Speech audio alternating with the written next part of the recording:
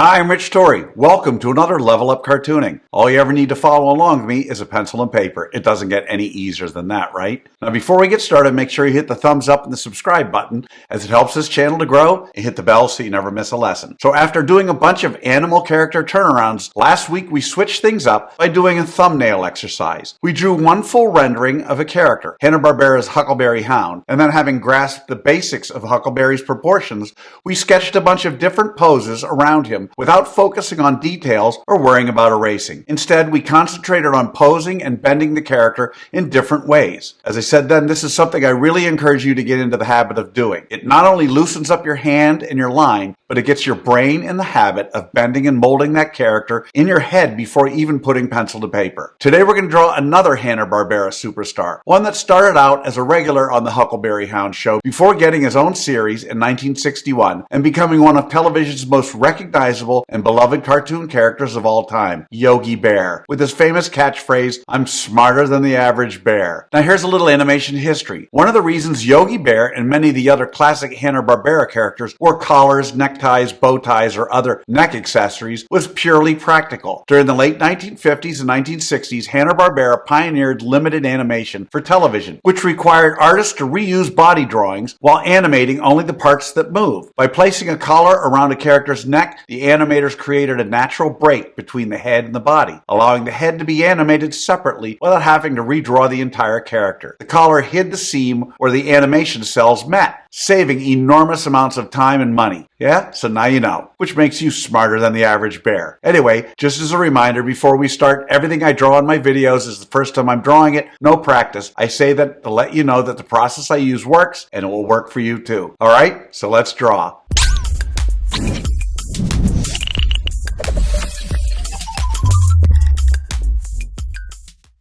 We're going to draw Yogi Bear step by step, giving you the secret formula to be able to draw him again and again. If you watch any of my other videos, you know I normally use the character's head to figure out how big the entire character should be. Now before we draw the muzzle or nose, we can start by shaping out Yogi's head with what I think looks like an upside down strawberry shape, or maybe a pointed oval, whatever works for you. And we're going to use that shape as our unit of measurement. Yogi's entire body is roughly 3.5 of those head shapes tall.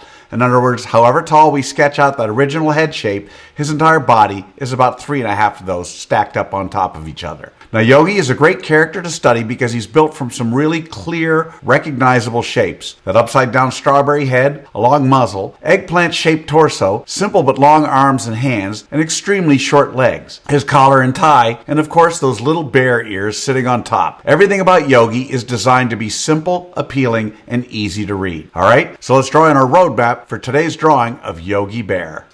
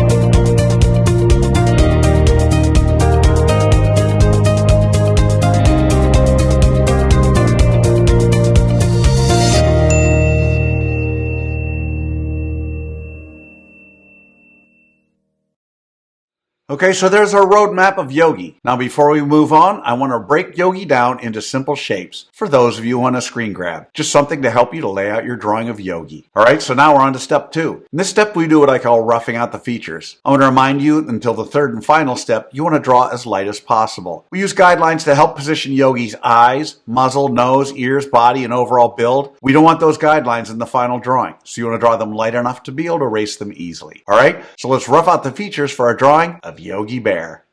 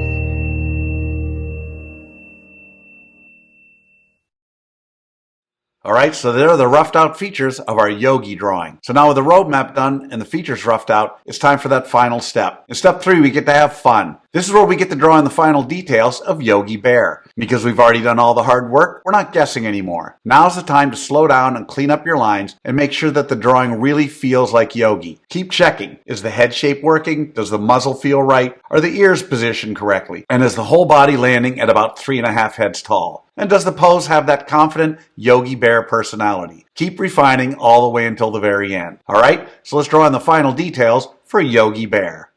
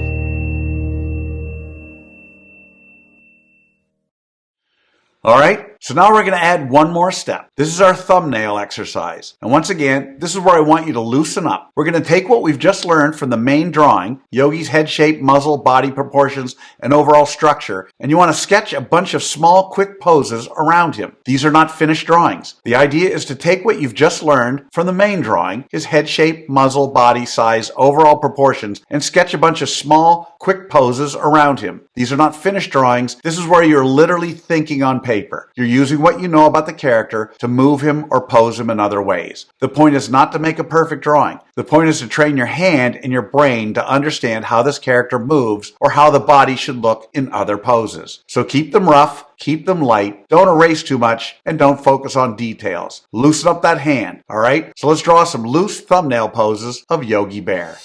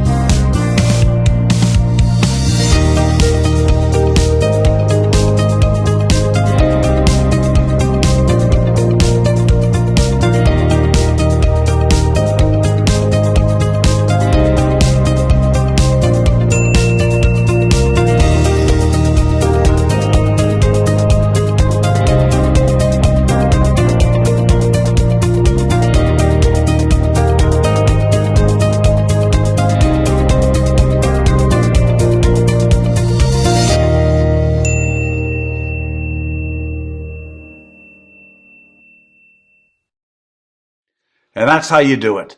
There you have it. One finished drawing of Hanna-Barbera's Yogi Bear, surrounded by loose thumbnail sketches designed to help us understand the character even better.